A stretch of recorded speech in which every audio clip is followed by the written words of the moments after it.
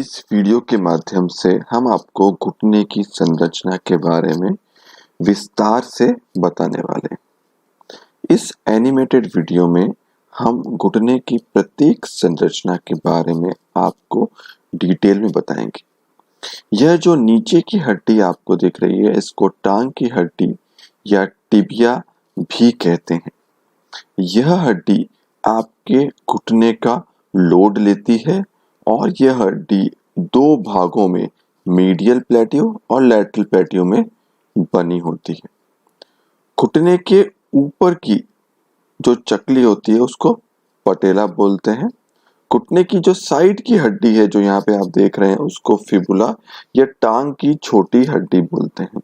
यह हड्डी सिर्फ 10% वजन लेती है और आपके नॉर्मल कामकाज में उतनी महत्वपूर्ण नहीं है।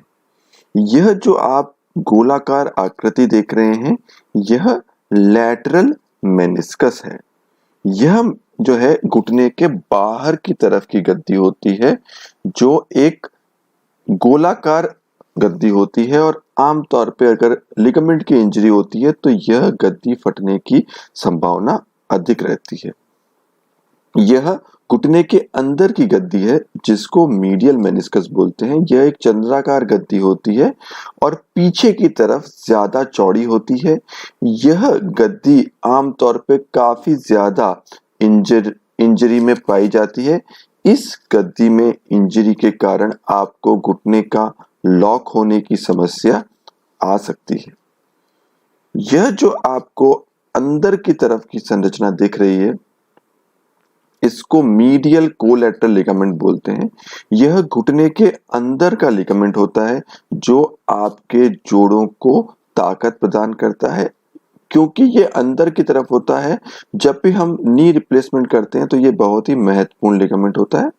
यह लिगामेंट लैटरल कोलैटरल लिगामेंट है। ये घुटने के बाहर की तरफ का लिगामेंट होता है और ऊपर की हड्डी यानी कि जांघ की हड्डी को छोटी हड्डी जिसको फिबुला बोलते हैं उससे जोड़ता है। यह भी एक बहुत ही महत्वपूर्ण लिगामेंट है और जब भी हम जो है घुटने की बात करते हैं, घुटने को काफी हद तक स्थिरता प्रदान करता है।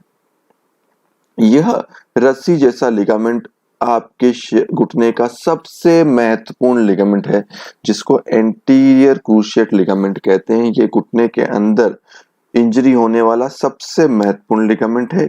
यह घुटने की धुरी बनाता है और घुटने को जो है वो हिलने से रोकता है। यह न सिर्फ घुटने को स्थिरता प्रदान करता है अपितु आपके घुटने को गिरने से भी बचाता है। यह जो लिगामेंट आप देख रहे हैं ये घुटने के पीछे की तरफ है, इसको पोस्टीरियर क्रूशिएट लिगामेंट बोलते हैं और यह भी काफी महत्वपूर्ण लिगामेंट है। यह एक मोटा लिगामेंट होता है जो घुटने के पीछे की तरफ होता है और यह लिगामेंट आपके घुटने को पीछे से स्थिरता देता है। यह जो सफेद रंग की संरचना आप देख रहे हैं ये घुटने के अंदर की कार्टिलेज है, जो एक चमकती हुई सी जो है चिकनी सतह होती है जो हमारे घुटने को जो है एक घर्षण रहित जो है सरफेस प्रदान करती है। इसमें फ्रिक्शन नहीं होता है जिसके कारण से ये लंबा चलता है। अगर यही चिकनी सरफेस जो है वो खुरदरी हो जाती है तो घिसारा आ सकता है। यह ऊपर की हड्डी है जिसको जांघ की हड्डी या फीमर बोलते हैं और यह आपके शरीर की सबसे बड़ी और सबसे मोटी हड्डी होती है। बाहर की तरफ ऊपर की तरफ जो एक छोटी सी हड्डी आती है इसको हम पटेला बोलते हैं। इसको घुटने की चकली या घुटने की नी कैप भी कही जाती है। यह घुटने को ऊपर की तरफ से प्रोटेक्शन प्रोवाइड करती है और साथ ही साथ क्वाड्रिसेप्स टेंडन या क्वाड्रिसेप्स मैकेनिज्म का यह एक बहुत ही महत्वपूर्ण हिस्सा होती है।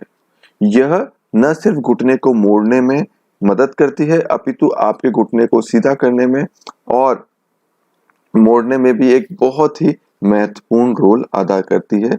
घुटने की ताकत या स्ट्रेंथ जो है वो क्वाड्रिसेप्स मैकेनिज्म पर निर्भर करती है, जो क्वाड्रिसेप्स मैकेनिज्म क्वाड्रिसेप्स की हड्डी, पटेला की हड्डी और आपकी जो पटेला टेंडन है उससे मिलके बना होता है। तो हम देखते हैं कि यह जो आपका घुटना है ये काफी एक कॉम्प्लेक्स स्ट्रक्चर है जिसमें काफी सारी संरचनाएं आती हैं। अगर हम एक वयस्क घुटने के जोड़ की बात करें तो ये घुटने का जोड़ जो है एक बहुत ही चिकनी सतह का बना होता है, जिसको हमारी भाषा में कार्टिलेज बोलते हैं।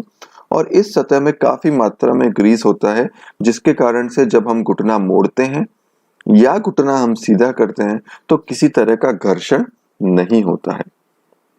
समय के साथ साथ धीरे धीरे घुटने में घिसारा आ सकता है, जिसके कारण जो घर्षण है वो घर्षण बढ़ सकता है। यहाँ हम देख रहे हैं कि एकदम सफेद रंग की चिकनी सतह है, जिसको हम कार्टिलेज बोलते हैं, और ये काफी आसानी से आपके घुटने को मोड़ने में और सीधा करने में हमारी मदद करती है।